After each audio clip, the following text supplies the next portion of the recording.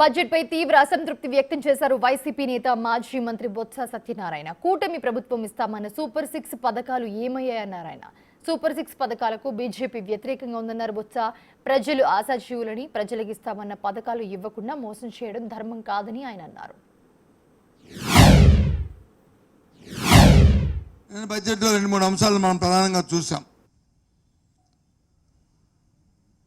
ముఖ్యంగా వైద్య రంగంలో అయితే సుమారు 75,000 మెడికల్ సీట్లని పెంచబోతున్నాం, దేశవ్యాప్తంగా కూడా ఇవ్వబోతున్నాం అనే విషయాన్ని వాళ్ళు పొందుపరిచారు. మీ ద్వారా ఒకసారి ఆలోచించమని కోరుతున్నాం. అందులో మన తాలూకా మనకు రావాల్సిన న్యాయబద్ధమైన మన తాలూకా మెడికల్ సీట్ని ఏ విధంగా సంపాదించుకుంటాం.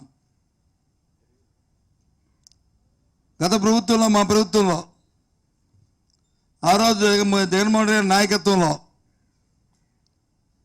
సుమారు 17 మెడికల్ కాలేజీలని ఏ జిల్లాలో అయితే ప్రభుత్వ మెడికల్ కళాశాల లేదో నూతనంగా ఏర్పాటైన జిల్లాల్లో అక్కడ ప్రతి దగ్గర కూడా ఒక కాలేజీని వచ్చి ఏర్పాటు చేయడం నిర్ణయం తీసుకోవడం, దాంట్లో భాగంగా 5 కాలేజీలను ప్రారంభించడం,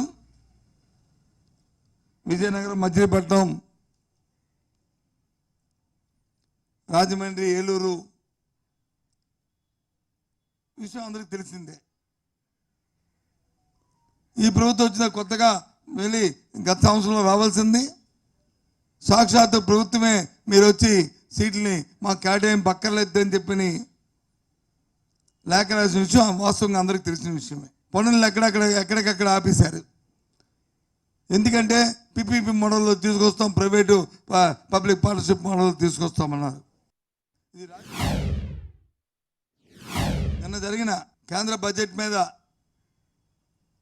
ఎంత ఎదురు చూస్తున్నా ఆశతో ఎదురు చూసినా మన రాష్ట్ర ప్రజల తాలూకా ఆత్మ తాలూకా ఘోష, ఒక బాధ్యత గల పౌరులుగా, ఒక బాధ్యత గల రాజకీయ పార్టీగా స్పందించవలసిన నేపథ్యంలో మా తాలూకా ఆలోచన మీతో షేర్ చేసుకుంటున్నాం. అక్కడ ఇచ్చిన మెడికల్ బోర్డులో మన తాలు ప్రత్యేకంగా లేదు. కొన్ని మెడికల్ సీట్లు వచ్చి 75,000 పెడుతున్నారు మెడికల్గా దేశమంతా కూడా సంబంధించిన అంటే లేదు. అందులో ఇచ్చిన కాలేజీలనే మూసేసే పరిస్థితిలో ఇవాళ వచ్చి ప్రభుత్వం పనిచేస్తుంది. డిజిటల్ ఎడ్యుకేషన్ని గత ప్రభుత్వం తీసుకున్న నిర్ణయాన్ని దేశమంతా పాటిస్తే మన దేశంలో దాన్ని మూసివేసే పరిస్థితి తీసుకొస్తున్నారు. పోలవరాన్ని ఎత్తి తగ్గించే అంశాన్ని మరి అందులో మెన్షన్ చేశారు. 47 మీటర్ల నుంచి 41 మీటర్కి ఏం సందేశాలు ఇస్తున్నారు? మరి పేద పిల్లలు చదువుకునే అవకాశం ఎక్కడ ఉంది? ఏ రకంగా వస్తుంది కాలేజీలు లేకపోతే? రాష్ట్ర ప్రధానికైనా ఒక్కసారి ఆలోచించేమని కోరుతున్నాను. అందుకే అన్నాను, మాకే గురజాడ గారిని ఆయన పేరు ఎత్తినప్పుడు ఎంత గర్వపడ్డామో, ఆ తర్వాత ప్రసంగం బడ్జెట్ తాలూకా మొత్తం పూర్తి పాఠాన్ని చూసిందా అంత నిరాశ చెందాము,